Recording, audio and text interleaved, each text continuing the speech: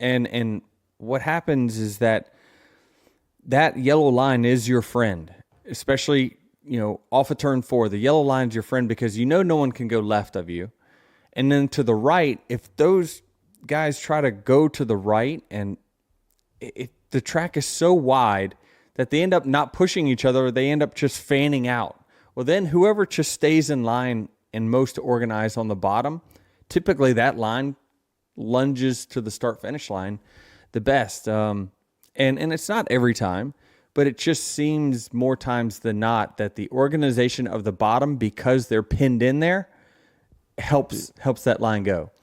Yeah, if you were to go back here, it's when the bottom line falls out on the backstretch. If you're driving the 23 car, do you just stay where you are, or do you try to move down to that bottom line if you're trying to win the race? It looks like he wanted to stay middle there. Like he didn't want to go to the bottom and then just let Chase go by on the outside. So truthfully, the 23 did what probably I would have done, and that is, if you want to go to the bottom, go ahead. But I'm going around you no matter what. I'm going to stay my line, know that help is coming, because Chase made the decision to ultimately, you know what, screw it, I'm going for the lead here. The issue is that for the 23 is that the 19 had the 54 behind him, who followed his teammate as he should. And so it still was like ample opportunity for either one of those cars to win, but it's just the bottom lane, if you look off of turn 4, they were more organized, and the top was still trying to figure out, all right, are we going to go 2 wide, 3 wide? Right. And so it allowed them to just push out there just enough. And so, the race winning move was made by Chase to, I'm pulling out on the 23 here. And I think it was the right move for him. And I think the 23 made the right move for him. And that is, I'm staying my line. I want to be the top. I want to be the leader of the top line.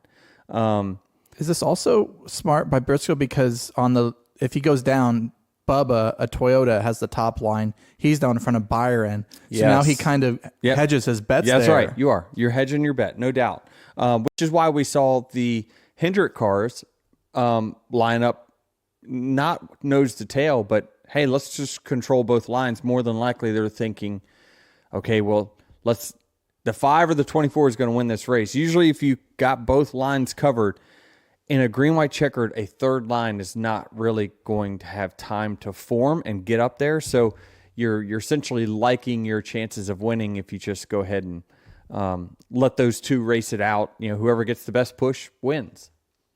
So teammate Ty Gibbs with the big move. Yeah, it's good to see, and a lot of it is he was definitely boxed in there. I don't know where I don't think he had a lot of options, but he did have the option when the 19 pulled out, and that was to either stay straight and go with the 23 or push the 19. But I think that in that moment, more than likely, he was like, okay, I'm going to go with my teammate here, and end all doubt on that. But also that would have been the potential winning move for Ty, right? Like he's got a better chance of winning this race by going with the 19 and potentially clearing the 23. The chances are equal. I mean, when you're the second car in line, it's so 50-50 on which lane's going to push the best. But yeah, actually, I'm looking at this. The outside line didn't. The outside line fell apart because the 45 went to the outside of the 88. Okay, so that's what happened. It wasn't.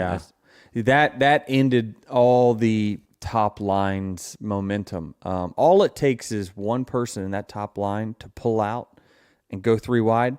I'm telling you, folks, you can't imagine at home. You're thinking everyone's wide open and we're running as quick as we can.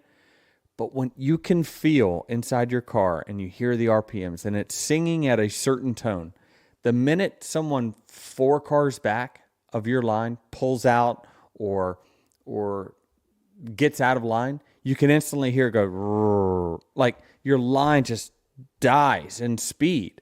And a lot of it is because the drag that is getting divided by 10 cars is now divided by 7 cars. And it's not going to be as fast.